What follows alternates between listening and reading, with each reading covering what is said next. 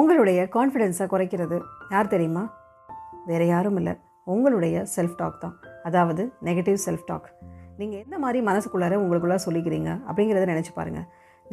என்னால் எதுவுமே என்னால் செய்ய முடியாது, என்னால் சரியாக பேச முடியாது, என்னால் எதையும் சரியாக செய்ய முடியாது, அந்த அளவுக்கு எனக்கு திறமை இல்லை அப்படிங்கிற மாதிரி அடிக்கடி உங்களுக்குள்ளே நீங்கள் நினச்சிக்கிட்டே இருக்கிறீங்க அப்படின்னு சொன்னால் இந்த மாதிரி தான் உங்களுடைய சப்கான்ஷியஸ் மைண்ட் ரெஜிஸ்டர் பண்ணும். நீங்கள் என்ன உங்களுக்குள்ளே சொல்லிக்கிறீங்களோ அதை வந்து ரியாலிட்டியாக மாற்றுறதுக்கு உங்கள் சப்கான்ஷியஸ் மைண்ட் ட்ரை பண்ணும்.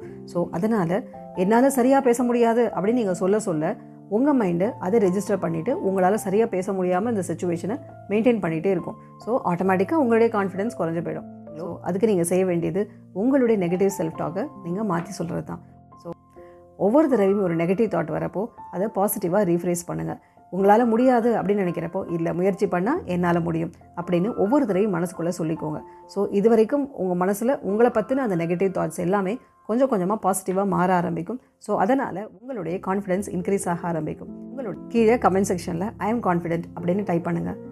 This is your commitment. So கொஞ்சம் கொஞ்சமாக உங்களுடைய கான்ஃபிடென்ஸ் இன்க்ரீஸ் ஆக ஆரம்பிக்கும்.